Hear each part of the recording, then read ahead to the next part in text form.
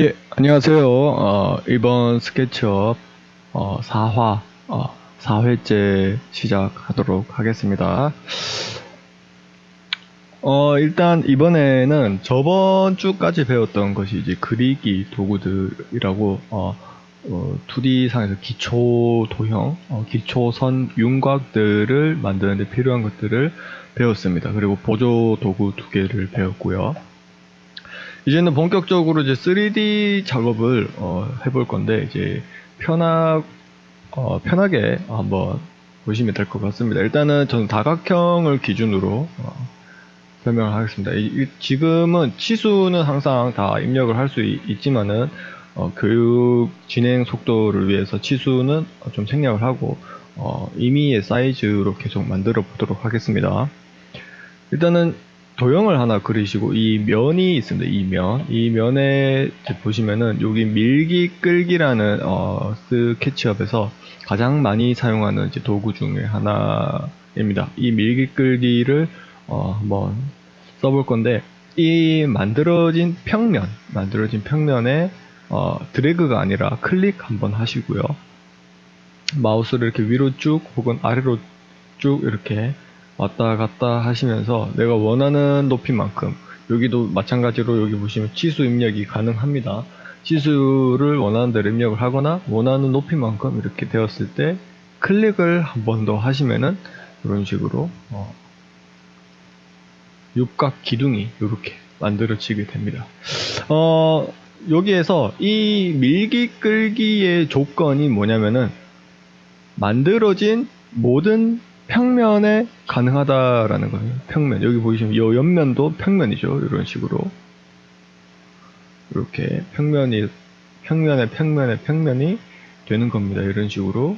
반대로, 이렇게 부피를 생성하는 방향이 아니라 부피를 없애는 방향으로도 이렇게 밀어줄 수도 있는 거죠. 그래서 밀기, 끌기라고 이렇게 보시면 되고요.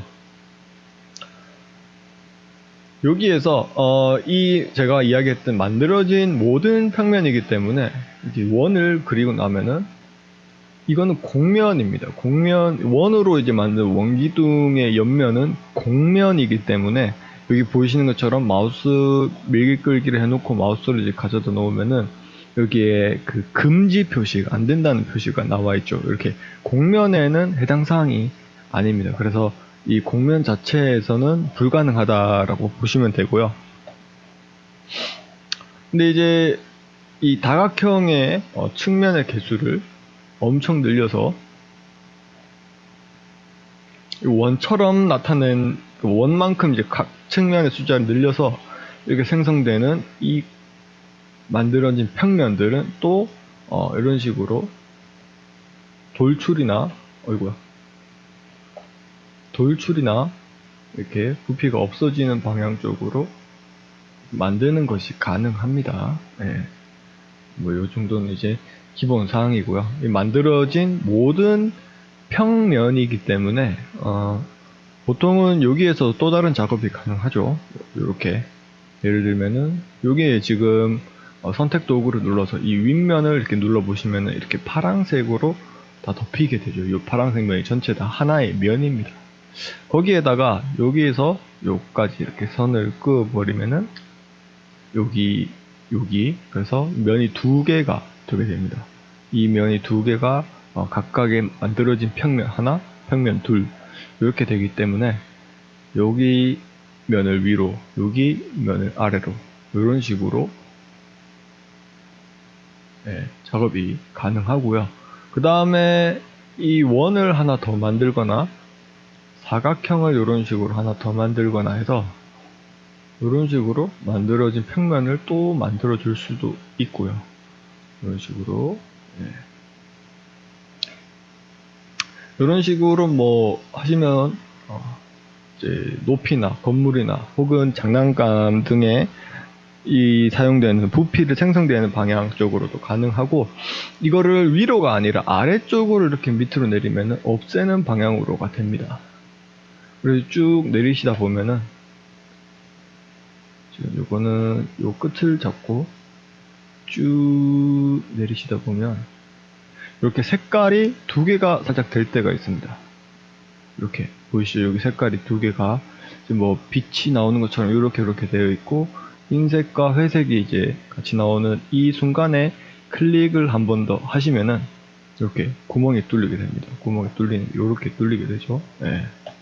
이거는 이제 조건이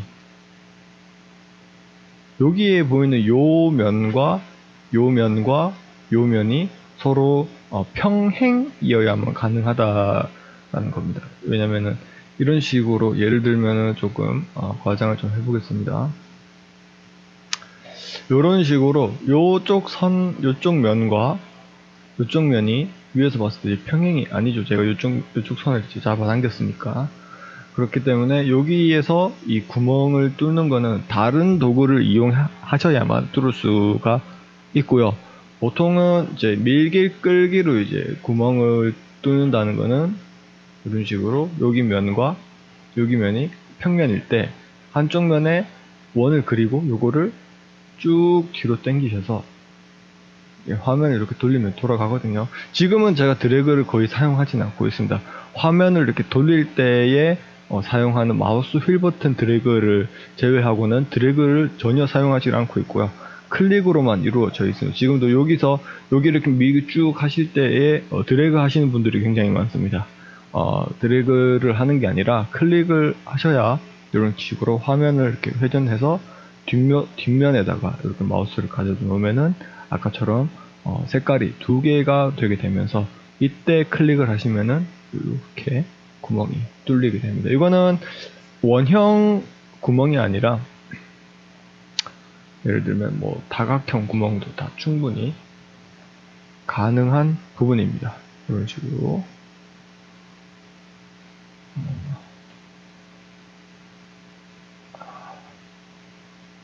이렇게 해서 뒷면에다가 이렇게 다각형도 할 수가 있고요. 그리고 이제 다른 프로그램은 필수적으로 들어가 있는 기능 중 하나가 필렛이라는 기능인데, 여기에는 플러그인으로 설치하지 않는 이상 사용을 할 수가 없습니다. 특히나 이제 메이크 버전에서는 더더욱이고요.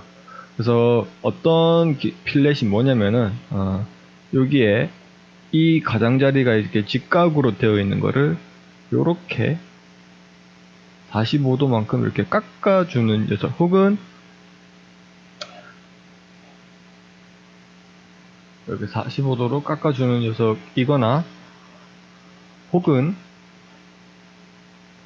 이렇게 홀을 이용을 해서 원형으로 깎아 부드럽게 만들어주는 요런 이제 뭐 챔버라고 하기도 하고 뭐 필렛이라고 하기도 하는데, 요런 기능을 아쉽게도 스케치업 메이크 버전에서는 공식적으로 지원하고 있지 않습니다. 그래서 이렇게 좀 번거롭게 밀기 끌기로 이렇게 모서리 부분을 각을 내어서 혹은 이렇게 둥글둥글하게 만들어서 이거를 밀기 끌기를 끝까지 해서 이제 지워준다라고 보시면 됩니다. 이렇게 하는 방법도 있구나라고 생각을 해주시면 되겠습니다.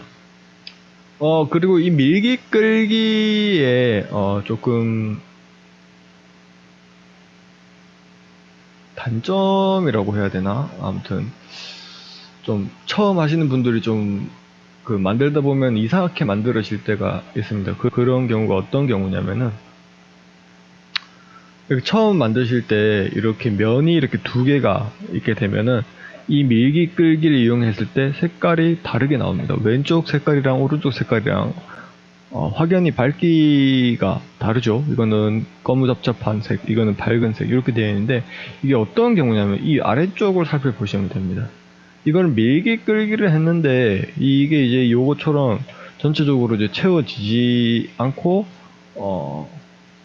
요렇게 이제 그냥 부피가, 이거 실제로 말하면 부피가 없죠. 면이 이제 두께가 0이라고 가정을 했을 때 부피가 없고, 요거는 부피가 있는 상태인데, 왜 이렇게 되냐면은 이렇게 그 면이 이제 밀기 끌기를 할 때 면이 이제 두 개 이상 붙어 있게 되면은 이런 식으로 그 작동하는 메커니즘이 있습니다. 그래서 이럴 때에는 그 면을 하나만 이렇게 올려주셔야 이렇게 되고요. 여기에서 면을 추가로 더 만들거나 하는 거는 그 메커니즘에 적용이 되진 않고요.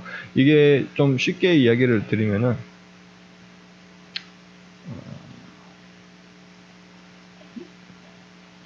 요거를 여기에다가 오프셋을 이렇게 해서 제가 요거를 이 면을 지금 여기 있는 요 면을 앞으로 이렇게 당길 겁니다.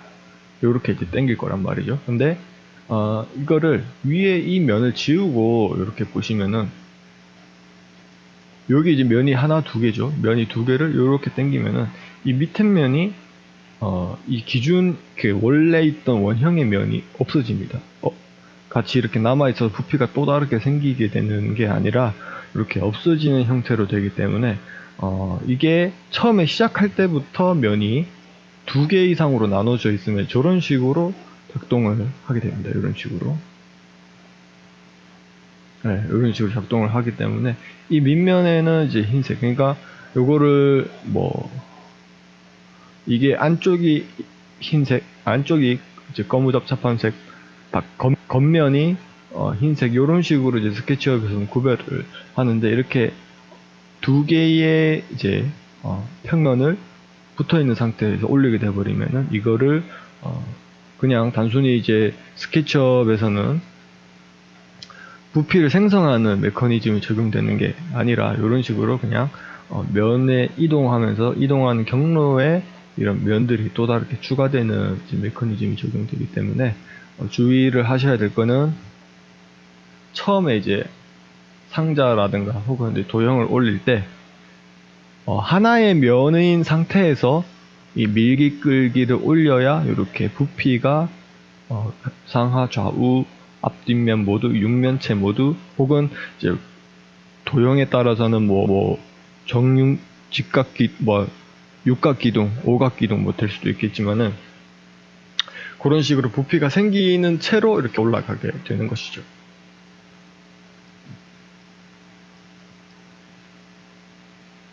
아무튼 이런 이제 원리 때문에 처음에 이제 그릴 때는 면 하나로 이렇게 만들어 놓고 그거를 그리시는 게 훨씬 더 좋다라는 걸 알고 계시면 되겠습니다. 예, 그래서 밀기 끌기를 한다고 좀 시간이 조금 오래 걸렸고요. 그 다음에 회전 이동, 그 다음에 회전까지 한번 보도록 하겠습니다. 마찬가지로 이제 도형을 하나 그립니다. 도형이라고 회전이나 이동은 이제 비슷한 맥락이기 때문에 한 번에 좀 설명을 좀 드리면은 일단은 도형에는 기본이 선이죠. 그 다음에 면, 그 다음에 도형 이렇게 있습니다. 이거 모두 다 이 이동이라는 것에 다 적용이 되고요. 이 이동이 기본적인 이동은 이 이동시킬 도형, 그러니까 선, 면, 이제 3차원 입체 도형까지 이제 모든 이제 원하는 객체를 선택을 하고, 이 선택 도구로 이렇게 선택을 하고, 이 선택된 도형을 이동시킬 때 이동 버튼을 누르고, 여기 이제 요 꼭지점을 기준으로 혹은 요 꼭지점을 기준으로 아니면은 임의의 점을 기준으로 했을 때 클릭 한번 하시고 요렇게 이동을 하시면 이 도형이 이 마우스 포인터를 따라서 이동을 하게 됩니다. 네. 그리고 선도 마찬가지고요. 그 다음에 도형도 마찬가지입니다. 이런 식으로 마찬가지인데 선택을 하지 않고, 그러니까 이 이동이란 버튼을 먼저 누르고 선택을 하기 전에 이 이동이란 버튼을 누르고 나서 이 꼭지점, 끝점을 잡고 올리면은 이렇게 이 선을, 요걸 위로 올릴게요. 네.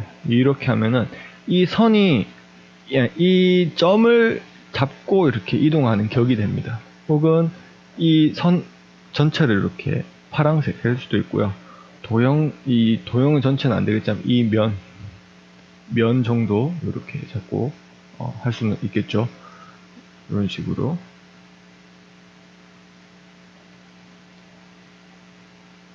네. 자, 요렇게 하는 게 이제 두 가지 방법이 있습니다. 먼저 선택을 해놓고, 이동 버튼을 누르는 것과 선택을 하지 않고, 요렇게 미세한 부분을 세세하게 컨트롤할 때 하는 요런 방법이 두 가지가 있습니다. 네. 그래서 이 도형 전체는 이제 이 육각 이동을 기준으로 요 이동 버튼에 대한 뭐 세세한 기능들을 소개를 할 건데요. 일단은 이 이동이란 버튼을 누르고 먼저 선택을 해야겠죠. 기본적 전제사항은 선택입니다. 이렇게 파란색으로 뒤덮인 상태에서 이 이동 버튼을 누르고 이렇게 이 꼭지점을 클릭, 그 다음에 이렇게 끝까지 이동을 이렇게 이제 하셨을 때 내가 두 번째 클릭, 그러니까 첫 번째 클릭하고 두 번째 클릭을 하면 이렇게 이동이 됩니다. 이렇게. 하지만 첫 번째 클릭하고 두 번째 클릭을 하기 전에 컨트롤 키를 한번 눌러주시면은 이런 식으로 복사가 됩니다. 이것도 마찬가지로 띄어진 거리, 이쪽 방향으로 몇 밀리미터만큼 띄어진 거리 입력은 다 가능하고요.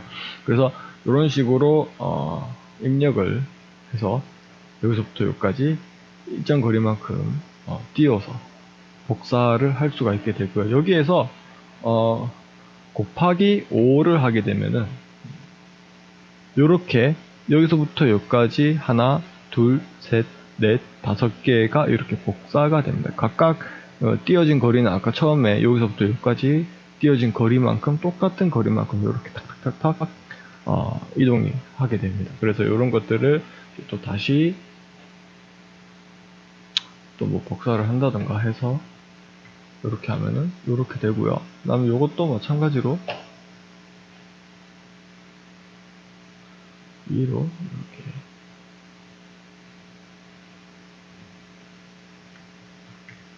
보면은 이런 식으로 또 여러 개가 복사가 되게 되는데 뭐 여기까지는 한번 해보면은 아실 겁니다. 그래서 다시 한번 이야기를 드리면은 도형, 선, 면, 이제 도형이 다 됩니다. 도형을 이렇게 전체 선택을 하고 이동 버튼을 눌러서 이제 내가 이쪽 꼭지점을 잡고 혹은 이쪽 꼭지점을 잡든 그때 상황에 따라 다르지만 지금 상황에서는 어디를 잡아도 상관없습니다. 요 꼭지점을 잡고 그 다음에 이렇게 내가 원하는 방향으로 이동하고 컨트롤 키를 누르면 복사가 된다. 복사된 상태에서 두 번째 클릭을 마저 하고 그 다음에 곱하기 5 엔터 치시면은 이렇게 됩니다. 곱하기 5 엔터는 여기에 기록이 됩니다. 그래서 곱하기 5 이런 식으로 여기 보이시는 것처럼 곱하기 5 하고 엔터를 치시면은 그리고 일단 한번 클릭을 했나 봅니다.